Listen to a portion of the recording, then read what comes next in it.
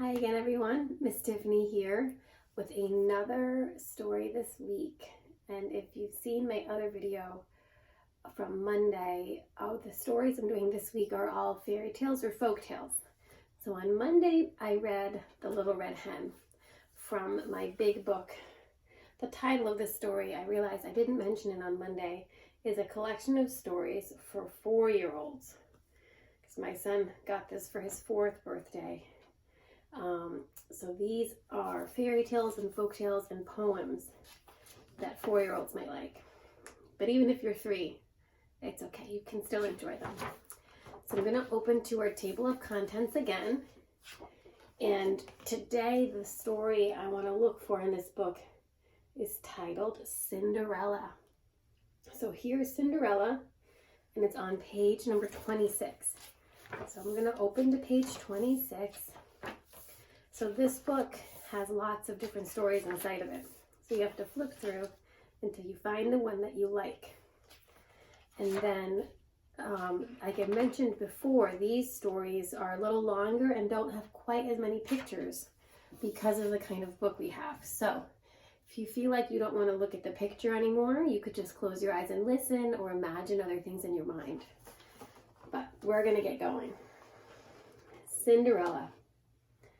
Once upon a time, a young girl lived with her widowed father.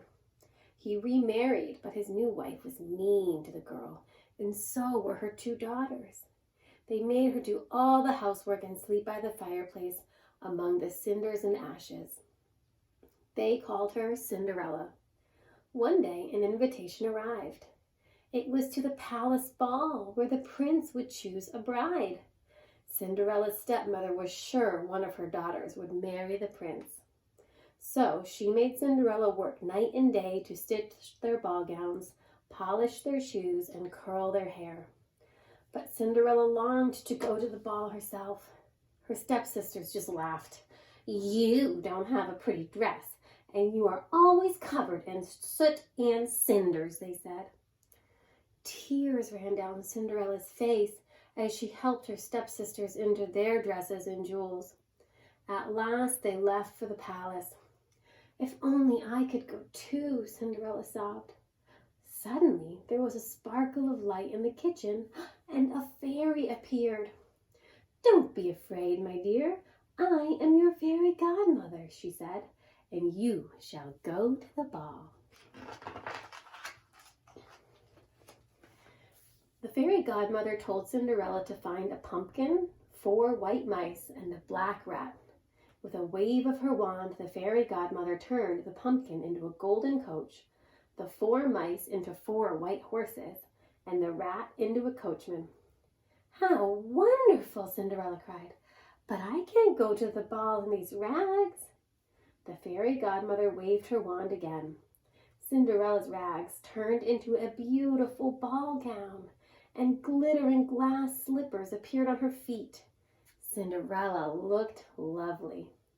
"Remember, this all will vanish at midnight," said the fairy. The golden coach whisked Cinderella away to the palace. Everyone was enchanted by the beautiful stranger, and the prince danced with Cinderella all evening.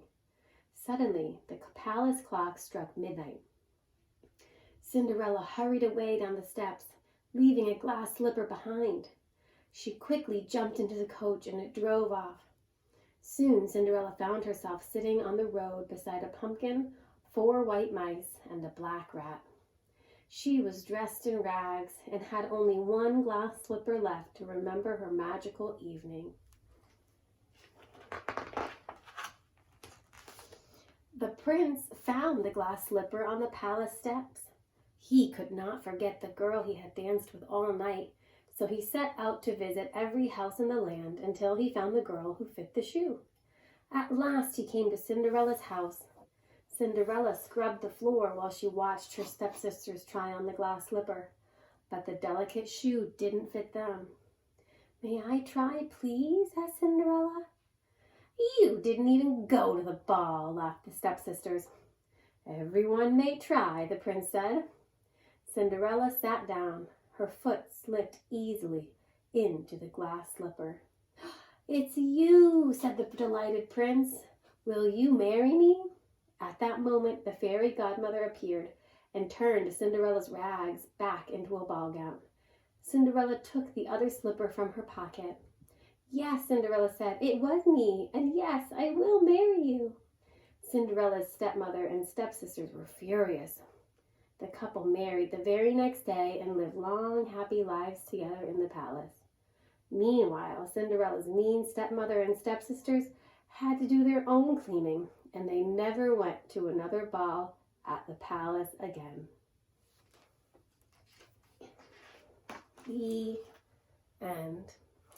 I know in my classroom, my preschoolers really enjoy listening to Cinderella sometimes before nap. Sometimes we listen to Cinderella, sometimes we listen to Rapunzel, sometimes we listen to Chicken Licken. So I'm having a nice time reading these stories to you this week because it reminds me of our time in the classroom when we listen to these stories before nap. I have one more for you later this week, so hopefully you'll watch it when it goes up on Friday, and I'll see you then. Bye.